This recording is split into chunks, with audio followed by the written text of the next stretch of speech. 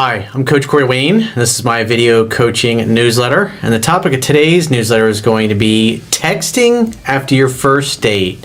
When to text, when to chase, and when to back off.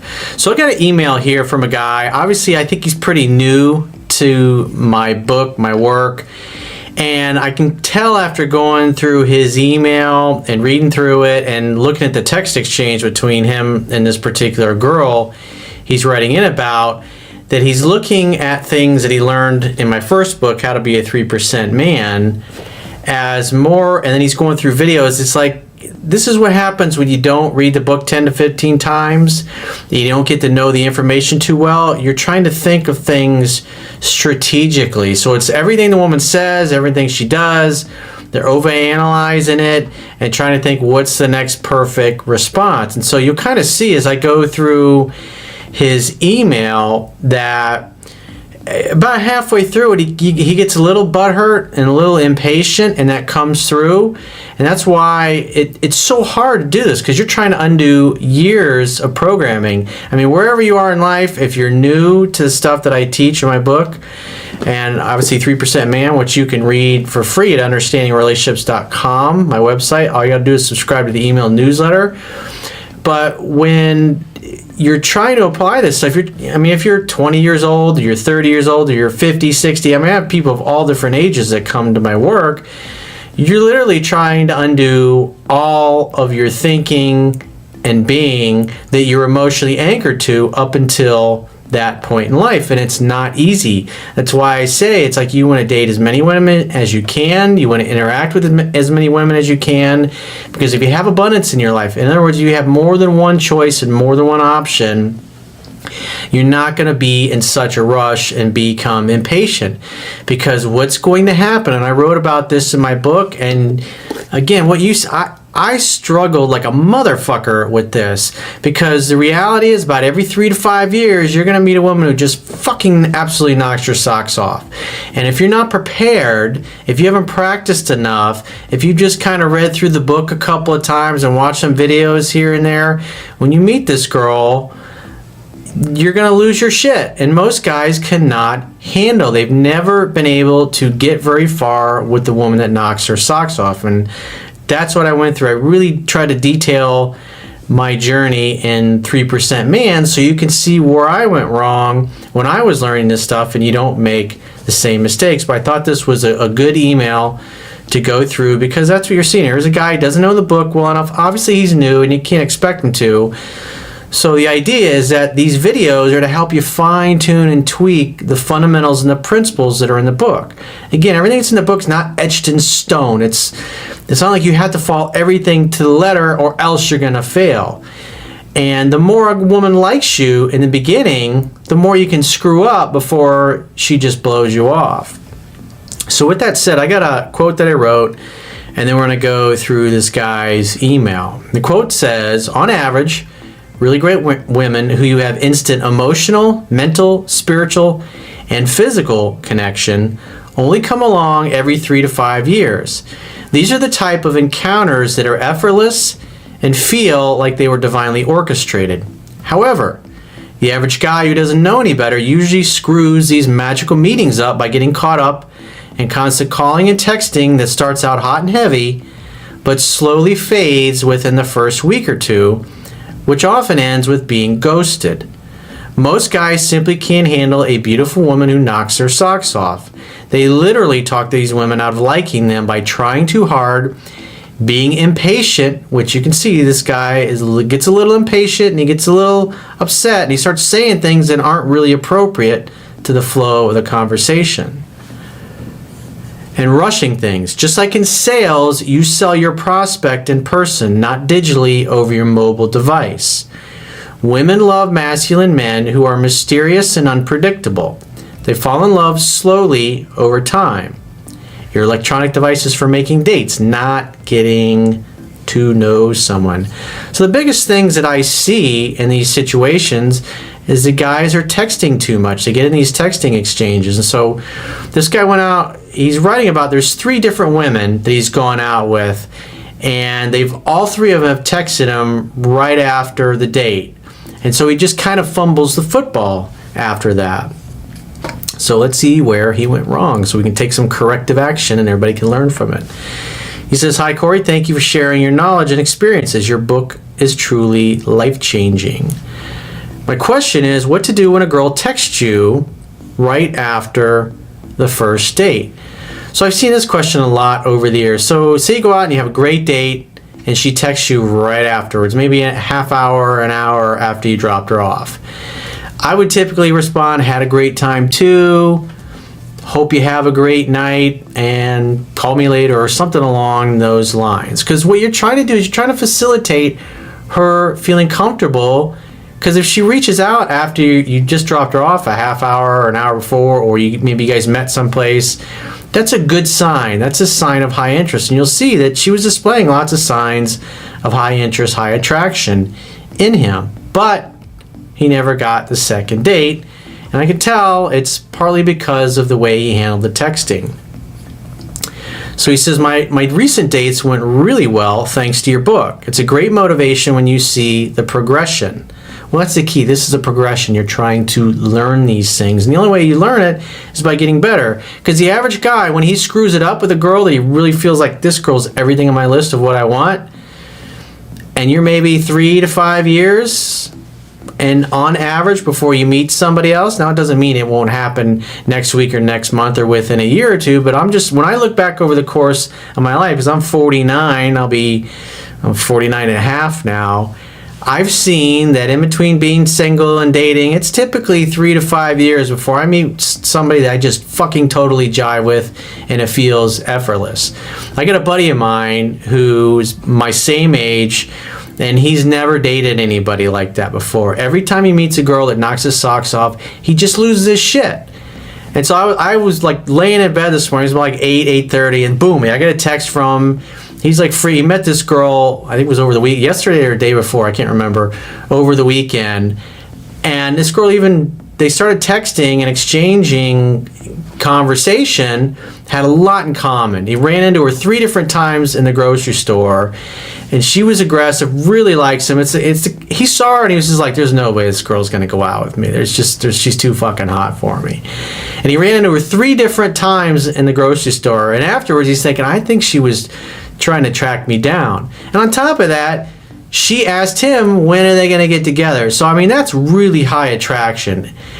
And he was just so dumbfounded by the whole thing that it had happened. He wasn't expecting it, wasn't looking forward. He was just going to the grocery store, get a couple things, and boom, he meets this woman that just fucking knocks his doors off. And if she hadn't been that aggressive, he probably would have never even asked her out. But after the 3rd time running into her and her making it easy, he exchanged numbers and things were going well. And so they started texting back and forth. And so the average guy that's in this situation is thinking, I got to text her more, I got to do more, I got to get her to like me more. And so what happens is, even after the date's set up, the texting just continues, and emojis are going back and forth, pictures are going back and forth. And then what happens is the days go by, the texting, it tapers off. And then the average guy thinks there's something wrong. What did I do? Oh, I must have upset her. And then they start apologizing, or they start texting more. She becomes more distant. Now keep in mind, the average attractive woman has had this experience probably hundreds of times in her life. And women are going to test you in the beginning. They want to see what you're made of. If you really dig them and you know what you're doing and you got your shit together and you're not going to get butthurt and you're not going to get upset with them, because they're trying to screen out the stalkers and the guys that don't know what they're doing and the weak guys. Especially if she's really fucking beautiful, she's going to have a lot of choices and a lot of options, and she wants to separate the men from the boys. And so the good news is, my buddy, who I've known him for about 3.5 years now, and this is the first time that I saw him. One time I was hanging out with him, we were having dinner one night, and there was this bartender that he knew. He completely changes into something else. He completely treats her differently, and he becomes a different person when he gets around a woman he really likes. I'm sure everybody watching this video has either had that experience themselves, or they've had plenty of friends or family that they've seen. A beautiful woman walks in the room and the guys just fucking lose their shit, falling all over themselves. And so here it is, in 3 years I've known this dude, that now he's met somebody he's fucking absolutely blown away, and he's losing his mind over it. It's kind of funny, but so far so good. They got their first date set up later in the week, and thankfully he's listening so far. We'll see what happens with it. But it's like I feel for it. It's like the dude's 49 years old, and this is like the first time, hopefully, he will experience in his life getting to be with a woman like that. Because once you actually get to date and have a relationship with somebody that you feel that way about and who feels that way about you, you get to a point in it where you realize it's not a big deal. It's a total mind fuck. And we do it to ourselves. We totally mind fuck ourselves. And it's like, even some of the texting, my friend was just saying, I'm going to fuck it up. I know I'm going to fuck it up. And so we were talking about that movie Swingers with Jon Favreau and, I can't think of his name right now. I know somebody will fact check me in the comments, but it's a great movie because you see that. You see this dude. If you haven't seen Swingers, I don't know, I think the movie's 20 years old now at this point. It's like Vince something or other, I think was the other guy who was in it. And Jon Favreau's character is just, he meets this girl and he just totally fucks it up. And he does a great job of portraying that character, and that's typically what happens to most guys when they meet a woman they really fucking like. They just can't handle it. And so what happens to the average guy after that is they give up and they end up settling for a girl that's just average, and they have a family with her, and it just goes downhill after life. It's like they're not passionate about their life, they're not passionate about their relationship, they have a family, they're not really fucking happy, and they never reach their full potential. It's like these are the things that, it's like you slowly start killing yourself when you live this way. And life is a lot more fun when you have somebody in your life that knocks your socks off. When you have great friends in your life who you really fucking respect and you really admire and you really look up to, and who are on your team, who are ride or die with you and celebrate your victories. They're not the type of friends that want to see you do well just as long as you're not doing better than them. It just makes our life experience that much richer and that much better. So let's get back to this particular guy's email with all that setup said. So he says, my question is, what do you do when a girl texts you right after my first date? My recent dates actually went really well thanks to your book. It's a great motivation when you see the progression. 3 of these girls texted me right after the dates, basically thanking me for a great time. When that happened, I followed your advice in the video, texting after your first date. And this is a video that I did like back in 2012, and it really doesn't apply to this particular guy's situation. And so that's part of his first mistake. Doesn't know the book well enough, and he's looking for the perfect answer on how to show up on YouTube. And so what he did was he waited till the next morning. It's like, because he drops her off, and he's like, hey, call me later. Well, she texted him like a half hour later, and then he waits to text her the next day. So he says, even though these girls showed high attraction, unfortunately, I never got a second date with them. He says, my latest date, for example, very beautiful and feminine girl. We instantly had a great connection. She asked me many personal questions, and I let her do 80 to 90% of the talking. She was very talkative, which I love. So that's a really good sign. She's really expressing a lot of interest. And me personally, I like very outgoing women that like to talk. All of my favorite girlfriends, even the ones from the past I still keep in touch with and see from time to time, are like that. And part of having great women in your life is they remind you of how awesome they can be, so you don't get discouraged and fucking settle later on down the line, which again, most of the people that you know, 99% of the people you know, are settling in pretty much just about every area of their life. She touched me often, she played with her hair, we hold hands, and we even made out 4 times during the date. All good signs. When I dropped her off, we kissed again, and I told her to call me later, and she texted me about 30 minutes later on WhatsApp. I replied the next morning, but a second date never happened. I honestly feel a bit pranked by that last text exchange. I have attached the whole conversation. And notice what he says next. This one really hurt because she was everything that I had written down on my list. Shall I try to ask her out one last time in about a week? And so again, he's kind of misinterpreting what's going on here, and you can kind of see it because he's got a bunch of emojis and pictures in here. So I'll try to do my best to describe the pictures here so you can kind of get the gist of what's going on. So here's her text to him. She says, I reached home. Thanks so much for the lovely time and dropping me back home. So this is obviously the next morning when he responds. He says, hey, sorry, I missed your text. I had my phone on silent last night and I passed out. So, I mean, within 30 minutes of dropping her off, it's like you figure the time to get home. Like, what does that mean? Like, as soon as he walked in the door, he's kind of sounds a little ridiculous. Almost like he did it on purpose. And that's the problem, is like when you don't know the book well enough and you're searching for the right answer, the right thing to say or text or do, you act like a robot. And women can pick up on that. They're not fucking stupid. It's got to flow. It's got to seem natural. But so he's back to his text. He says, but it's great to hear from you. I had a great time. You're a really awesome girl. I want to see you again. When are you free to get together? So what I would have done in this particular case is, so she said, hey, I had a lovely time. Thanks for dropping me back off. I would have texted her back that night because, again, it's only 30 minutes later, and more than likely you probably just walked in the door, or maybe you're almost home at that point. Especially if you live in a busy city, it probably takes you a half hour, 45 minutes to get home anyways with fucking terrible traffic. I would have just said, hey, I had a really great time too. I hope you have a great night.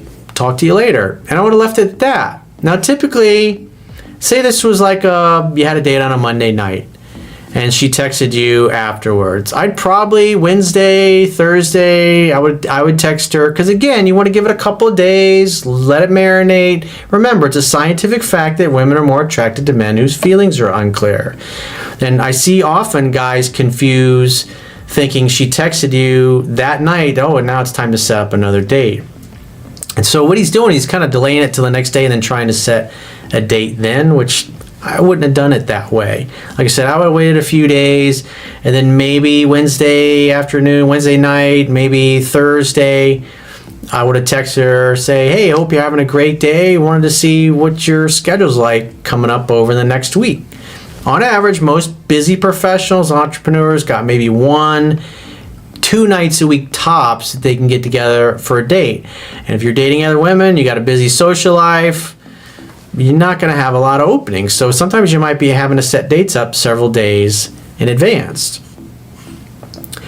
So after that, he says, when are you free to get together? And so she texts back a simple smiley face with like the little halo on it. And so she's not answering right away. You know, she's not saying, here's my schedule. And you can tell that's obviously frustrating. He's thinking, oh, she's not setting the date right away. There must be something wrong. He says, that emoji looks very suspicious. I hope you won't kill me now. He says, inside joke. I don't know what that is, but... And she says, killing slowly. And so she sends a gif of a woman kind of looking like... And then he sends a picture back of a dog with kind of a weird look on his face, which is kind of funny. It's kind of a cute little thing. He says, I will go home and write you a 25-page love poem as an excuse. So that doesn't kind of really make sense. Already talking about love poem. It's, again, the phone is for setting dates. This is cool if you've been dating for a few weeks, but after you have one date, it's a little too much back and forth. And you'll notice that as I go through this, he's texting her much more words in his text, and she's only sending a few words back and forth. Remember, be direct, decisive, get to the fucking point, make the date. You're a busy professional. You're focused on your mission, your purpose in life. And she says, he sends a hump day. So I assume that means this was probably on a Wednesday. He says, yeah, I forgot you have a dirty mind. How about we meet this Saturday at... And he gives her a time. I want to check out that place you mentioned. And she's got a gif of an attractive woman going, kind of like, ooh, don't know if that's going to work for me. And then he sends a picture of a dog, and the dog's like kind of irritated and pissed off. So you can basically tell that's what's going on. He's kind of irritated. She says, I tried to scare you, please cry. And he sends an emoji back. It's like a puppy, passed out with his arm around a beer bottle and a cigarette, which is kind of funny, actually. She says, LOL. Now, keep in mind, she's not answering his question directly. And he's kind of... And the other thing that I'm noticing is that, there's like an hour in between the responses here. It's like she's not texting back right away. Guys get kind of impatient, like, hey, I'm texting, and it's like, and then nothing comes back. It's like, what? What's going on here? That's another thing. Sometimes women will do that on purpose to see if you lose your shit, or you get upset, or you get impatient. So he says, hope you're having a great afternoon. When you're not sure about your schedule, then why don't we just do it some other time? It's like, now he's like, all right, I guess she doesn't want to see me. Fuck it. We'll just do it some other time because I know that was in Corey's book. It's kind of inappropriate and out of place. And she says, yo, V will plan. V will plan. Oh, V, we will plan. V will plan. I think they're in Europe somewhere. He says, what does that mean? Saturday, question mark? She says, actually, I have a bit of a priority shopping plan this week. I can't confirm to you yet. Hope you understand. He says, all right, let's just do it some other time. So it kind of looks like he's a little pissed off. There's some fun and playful things in there, but you can tell he's kind of a little fucking irritated. But the idea is when she says, hey,